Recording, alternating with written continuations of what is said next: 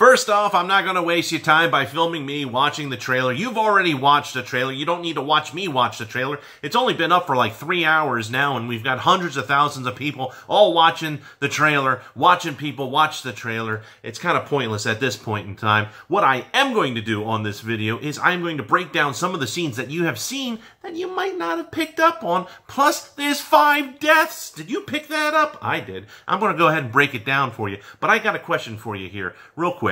And that is, why is Karen Strode wearing a Christmas sweater? Is somebody in denial? Hit the button. Let's get started.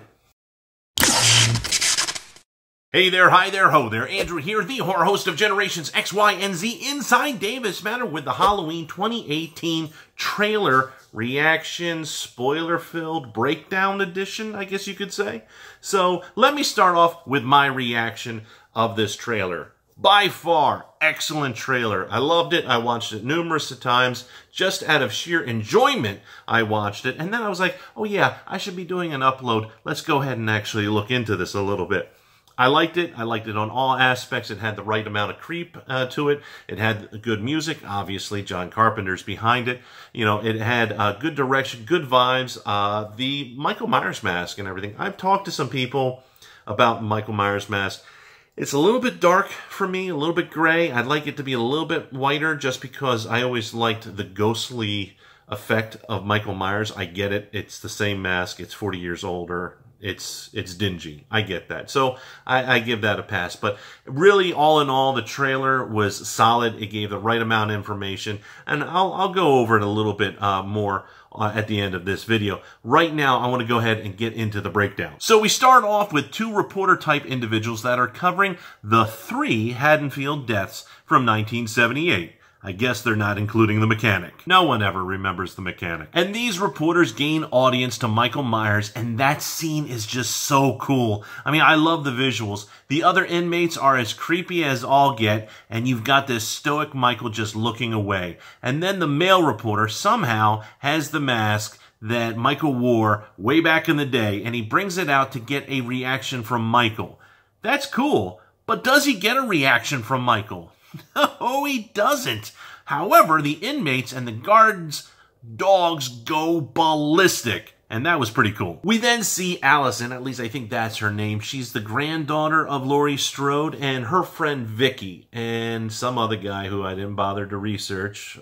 So the 3 of them are walking. They then give exposition and throw that little line about Laurie and Michael being related and then basically saying, that was just something that people made up. I have been living a lie. And after noticing that Laurie has been taking some survival courses from Sarah Connor, we find out that Michael has escaped from his bus with his loony friends. This is very much a nod from when Dr. Loomis was going to go and pick up Michael Myers and everybody escaped and they were just kind of walking around aimlessly. It's a really nice touch. The only thing they're missing is rain. And now we get into the victims. While the female reporter is dropping notes off at the press pool in the gas station, the mechanic is killed. No one remembers the mechanic. With clever editing, it seems that the male reporter is looking at the dead mechanic while Michael drops some teeth while trying to get to the younger girl. Let me just say, fix it and forget it. But you see, this is not what really happens. Michael is using someone else as a battering ram to get into the toilet. And who can it be? Why, it's the male reporter. Sans teeth, it looks, too. Maybe Michael did that because the reporter had an accent that kind of sounded like Dr. Loomis. So with the male reporter being dead and now the female reporter meeting the same fate, we can say Michael is reunited with his original mask. And that is not a bad way of getting him his mask back. The rest of the trailer is just eye candy, basically. You got a kid that has a pumpkin bucket that bumps into Michael and drops it, just like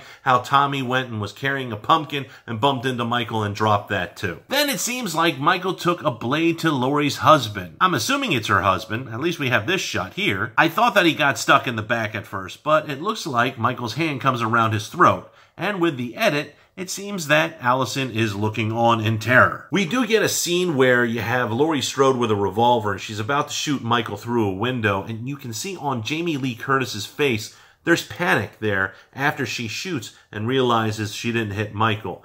And that just shows that Laurie is still afraid. She might be prepped and ready for Michael, but she is still afraid of Michael Myers.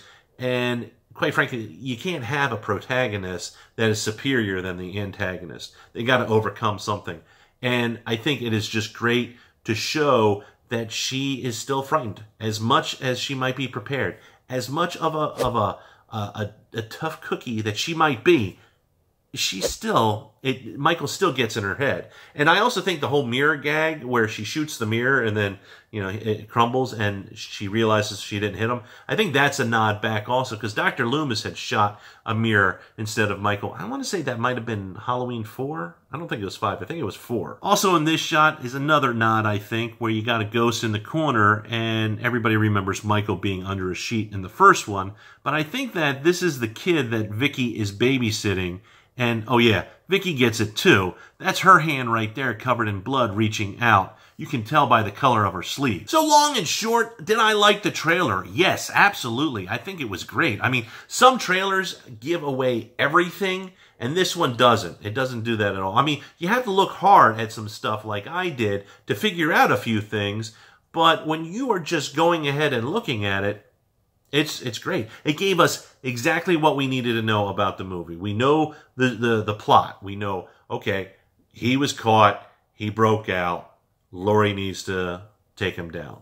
That's all we needed to know. And it was done in an entertaining way as well. So if you're not part of the rabid fan base that we are, you could still look at that and go ahead with the thought of, yeah, I'm going to give this a shot. You know, obviously the fan base, we're going to see it regardless. Now, I will end with this. I am certain, without a shadow of a doubt, Michael Myers dies in this movie. And I mean, like, literally dies. He's not going to be resurrected. He's not going to be reincarnated. His essence isn't going to go to somebody else. He is dead. He is dying. He's kaput. Why?